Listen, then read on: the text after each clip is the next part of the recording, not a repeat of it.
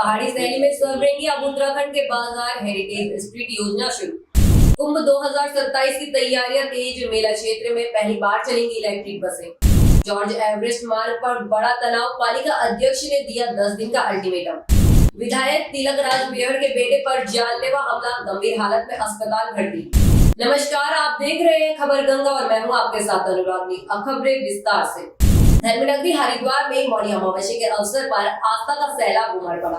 कड़ाके की ठंड और शीतलहर के बावजूद ब्रह्म मुहूर्त से ही श्रद्धालु हर की पैड़ी और विभिन्न गंगा घाटों पर स्नान के लिए जुटने लगे। साथ ही प्रशासन की ओर से सुरक्षा के कड़े इंतजाम रहे, जहां ड्रोन और सीसीटीवी से चप्पे चप्पे पर नजर रखी गई।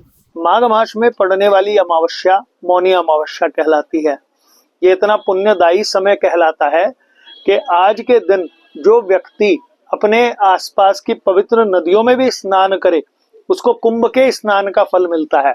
और जो कुंभ क्षेत्र है, हरिद्वार आदि जगह, वहां जो व्यक्ति स्नान कर ले तो ऐसा लगता है कि जैसे देवता सायुज्य हो गया, क्योंकि आज के दिन स्नान करने के लिए स्वयं देवता इस धरती पर अवतरित तो होते हैं।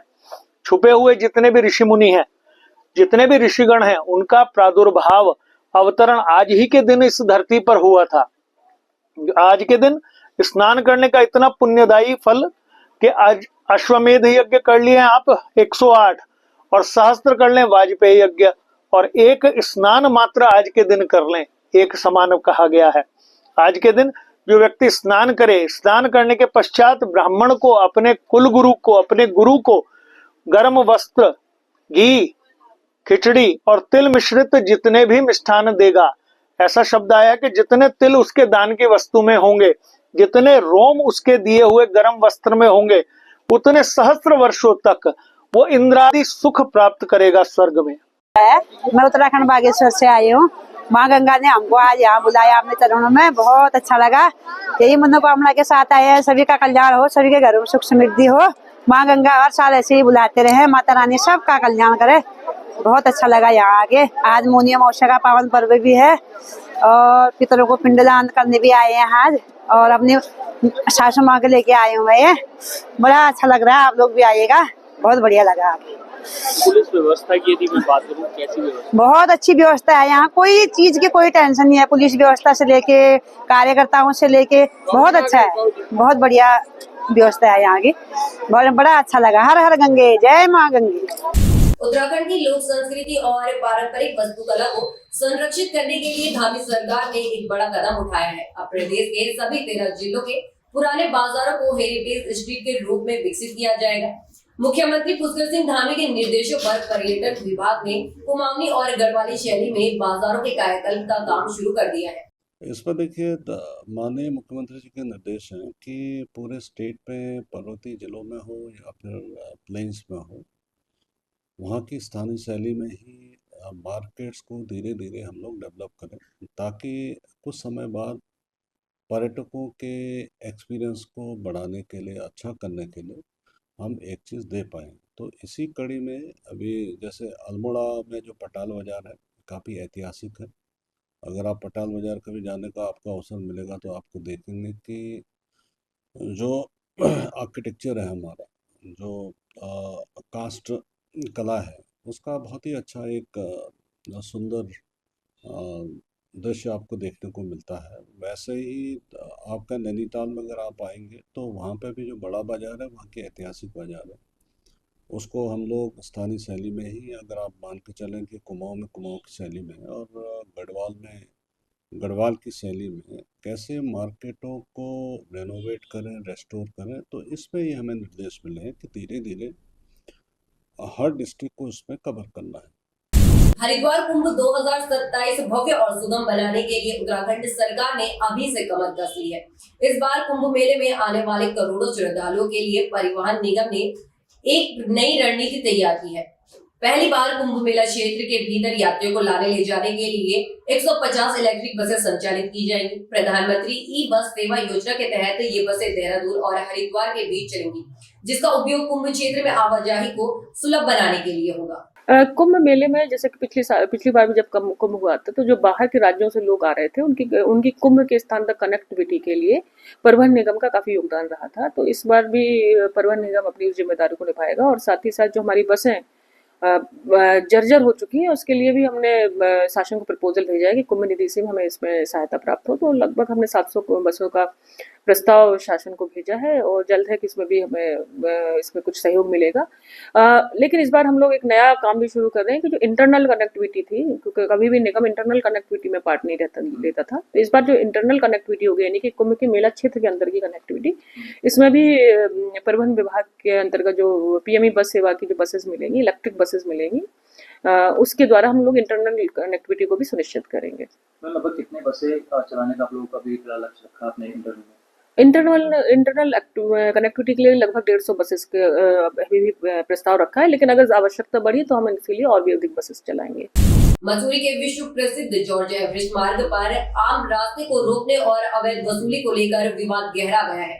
नगर पालिका अध्यक्ष मीरा सकलानी ने अधिकारियों और संघर्ष समिति के साथ मौके पर पहुंचकर स्थलीय निरीक्षण किया। इस दौरान निजी सुरक्षा गार्डों द्वारा पालिका अध्यक्ष और मीडिया कर्मियों को रोकने की कोशिश भी की गई, जिससे मौके पर तीखी नोकझोंक देखने को मिली। ये 2-2.5 साल से जो परेशानियां चली आ रही थी, तो आज ये उस मुकाम पे पहुंची कि नगर पालिका भी अपने टेक्निकल्स के साथ जो ड्राफ्ट्समैन वगैरह हैं अपना रिकॉर्ड लेके आए हैं। और हम लोगों पे तो हाई कोर्ट का ऑर्डर है, हमको तो कोई ज़रूरत है ही नहीं किसी कागज़ लाने की। अब तो यहाँ पे आकर जो भी आके फाइनली ऊपर जो है पार्क हाउस पे जो है इनसे डिस्कस किया गया। जो इनके कर्मचारी थे, अब वो कर्मचारी थे वो तो उतना समझ नहीं पाए, क्योंकि ये तो एक तरह से यहाँ पे किराएदार हैं। मेन तो टूरिज़्म है, टूरिज़्म उस चीज़ को जो उन्होंने इन्हें कहा होगा इन्होंने उस हिसाब से कर रहे हैं। लेकिन रास्ता ये आज क्लियर हो गया है। ड्राफ्ट्समैन, स्केलिंग और जो सब लोगों के साथ मिलके यहाँ पे देखा गया कि भाई ये रास्ता जो है नगर पालिका का ही है और थोरोफेयर है। और क्या कहते हैं, अध्यक्ष जी ने भी उस चीज़ को मान लिया है, सभासद जी ने भी मान लिया है, सारी टीम मेंबर्स ने मान लिया है, जितने हमारे संघर्ष करते आ रहे हैं सब ने मान लिया है, जितने भी इसमें जिस सबकी सहभागिता रही उन्होंने मान लिया है। अब इसके आगे इन्होंने 10 दिन का थोड़ा टाइम मांगा, तो जहां हमने 2-2.5 साल लगा लिया, हम 10 दिन और दे देते हैं। नहीं तो उसके बाद जो है नगर पालिका ने कहते हैं हम कड़ा रुख करेंगे और उसके बाद इस रास्ते को खोल देंगे। इसका डेड एंड बिनोग हिल है। देखिए, जिस दिन से जॉर्ज एवरेस्ट बना है उसी दिन से यहाँ पर झगड़ा चल रहा है इस रास्ते को लेकर, क्योंकि इनके द्वारा पहले नीचे टोल लगा दिया गया था जहाँ पर लोगों से पैसा लिया जाता था, और उसके ऊपर अब जब है, अब इन्होंने वहाँ पर जब लोगों ने आपत्ति जताई कि कोर्ट वगैरह गए तो इन्होंने ऊपर यहाँ गेट पर एंट्री फीस लेनी शुरू कर दी। परंतु जांच के पश्चात पता चला है कि ये जो रास्ता है ये कॉमन रास्ता है और ये रास्ता नगर पालिका का है। शुरू से ही ये ऊपर से लेकर लास्ट जहाँ तक हेलीपैड बना है वहाँ तक ये नगर पालिका का रास्ता है, और इसमें पूर्व में भी नगर पालिका ने इसमें कार्य कराया था।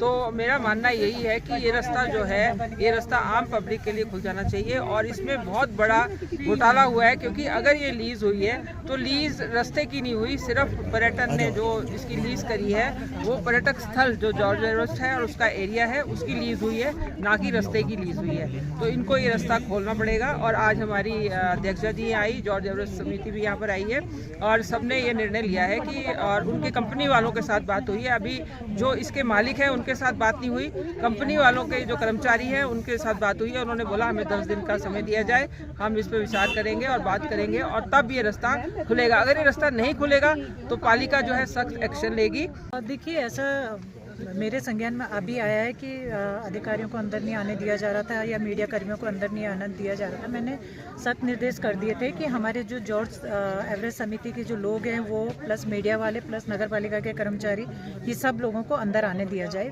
बावजूद उसके भी अगर ऐसा हुआ तो ये बिल्कुल निंदनीय बात है। और दूसरा यहाँ पे क्योंकि कोर्ट का भी आदेश था और कोर्ट के आदेश का पालन करना हम सभी की जिम्मेदारी बनती है, जिसके तहत ये था कि यहाँ से यहाँ पे लोकल और प्लस जो टूरिस्ट आता है उनसे किसी भी तरीके का एंट्री फीस ना ली जाए। उसी के चलते हुए आज यहाँ पे हम लोगों ने एक कंपनी के जीएम के साथ भी बैठक करी, जिसमें हमारी सम्मानित सभासदा भी थी, जॉर्ज एवरेस्ट के सम्मानित समिति के सभी सदस्यगण भी थे, और आज इस निर्णय पे पहुंचे कि ये रास्ता पालिका का है।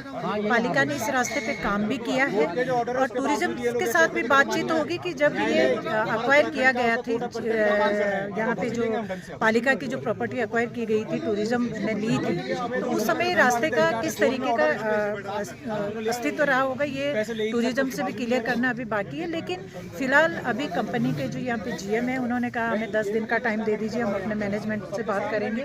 मैंने सख्त निर्देश उनको कर दिए हैं कि देखिए आप बात कीजिए ना कीजिए, लेकिन 10 दिन बाद यहाँ से जो लोकल व्यक्ति है, जैसे पालिका के और प्रॉपर्टीज में होता है, गार्डन में हो रहा है, झील में हो रहा है, कि लोकल व्यक्ति अपना आधार कार्ड या कोई भी लोकल ID अपने दिखाएगा और वो जाएगा।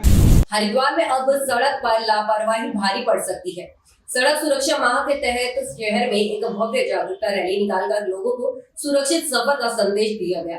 पुलिस अधीक्षक जितेंद्र मेहरा ने जगजीतपुर से भगत सिंह चौक तक रैली को हरी झंडी दिखाकर रवाना किया। चलिए, हमारा सड़क सुरक्षा माह चल रहा है, तो इसका शुभारंभ SP सर के द्वारा बाइक रैली और जो वाहनों की रैली को एक्चुअली झंडी देकर स्टार्ट किया गया है।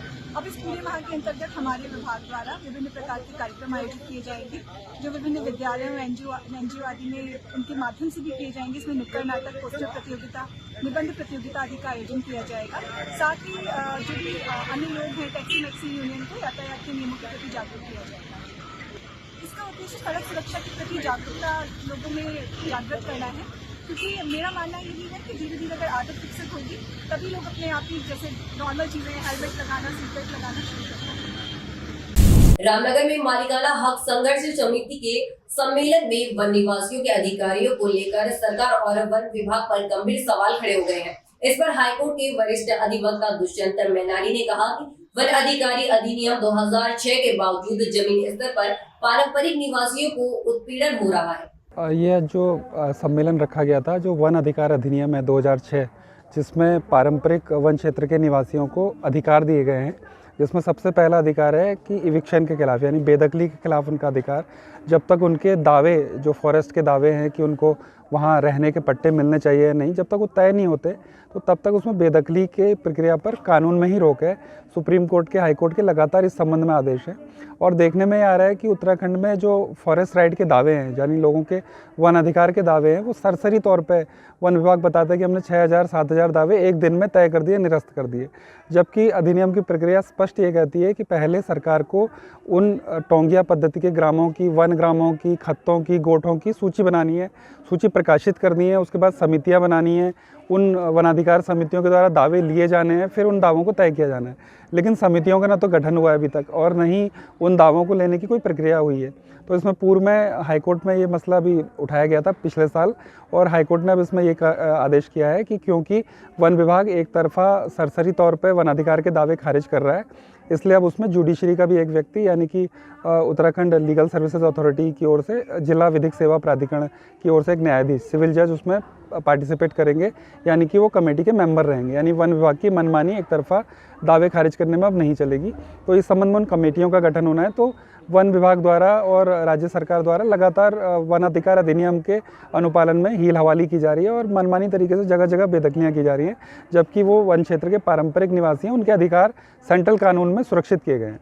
कुछ दिन पहले रुड़की कोर्ट में सजा सुनाए जाने के बाद पुलिस अधीक्षक से एक मुजरिम के फरार होने से हरिद्वार पुलिस महकमे में हड़कंप मच गया था। SSP प्रमेंद्र सिंह डोभाल ने इस गंभीर लापरवाही पर कड़ा रुख अपनाते हुए एक महिला कांस्टेबल को तत्काल प्रभाव से निलंबित कर दिया है। मुख्य न्यायिक मजिस्ट्रेट कोर्ट रुड़की से एक सजाए याफ्ता मुलजिम जो कोर्ट में गफलत का फ़ायदा उठा के फरार हो गया था, और उसमें कोर्ट मोहर के स्तर पर कुछ हमें लैप्सेस नज़र आए थे, उसमें तत्काल कोर्ट मोहर की ओर से एक तहरीर लेके उसके खिलाफ अभियोग पंजीकृत किया गया। और इसमें जो पुलिस के स्तर पर जो लापरवाही बरती गई थी, उसमें तत्काल जो उक्त कोर्ट मोहर है उसको सस्पेंड किया गया।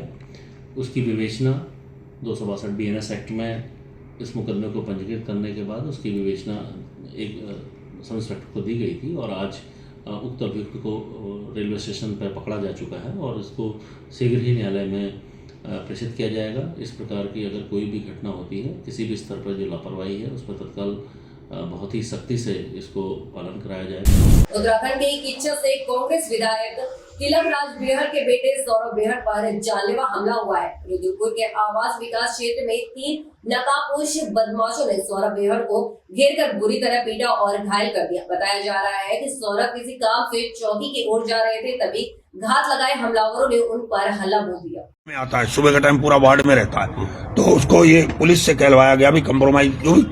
अब ये तो बात पुलिस बताएगी। एसओ ने बुलाया था, मुझसे उसने कहा कि पुलिस ने बुला रखा है, मैं क्या करूं पापा, मैंने कहा यार निपटा लेना, क्योंकि एक बार एसओ ने मुझसे भी कहा था जिस दिन एक मामला हो गया था वहाँ पे, जब वो प्राधिकरण में हम लोग गए थे तो मुझे एसओ ने कहा था बच्चों का मामला निपटा दे, मैं कहा निपटा देना। तो मैंने कहा तू अगर आज हो तो निपटा देना सम्मानजनक। अब ये क्या पता था कि ये उधर जाएगा और रास्ते में ही सब होगा। अब ये तो खुलेगा तो पता चलेगा, बिल्कुल चल जाएगा पता। कितना बड़ी कुछ चीज थोड़ी है, कैमरे लगे हैं, मोटरसाइकिल है, सब है। तो हमारे पास भी बहुत लोग हैं ढूंढने वाले। वैसे पुलिस ने ढूंढेगी तो क्या लगता है कि सत्ताधारी दल के ही लोग होंगे? मैं नहीं कह सकता, मैं इतना जानता हूँ अगर पुलिस ने नहीं ढूंढा तो हम ढूंढ लेंगे। मैंने पटियाला जाना था, अभी अटैची पैक कर दी थी मैंने, अब मैं जाऊंगा नहीं पटियाला। माफी मांगता हूँ, अपने दोस्त की लड़के की शादी है, अशोक चुक की लड़की की। अब ढूंढेंगे हम, पुलिस नहीं ढूंढेगी तो हम ढूंढ कर। कभी किसी का बुरा नहीं करता, लेकिन जिसने भी ये बदतमीजी की है वो पुलिस की विवेचना के सामने, और पुलिस को समय रहते पुलिस को समय रहते इस मामले में रुचि लेनी चाहिए। अन्यथा जो कुछ भी होगा वो भविष्य के घर में है। लेकिन जो किया दुर्भावनावश किया गया। जो लोग भी हैं शत्रु हैं, जो लोग भी हैं कायर हैं।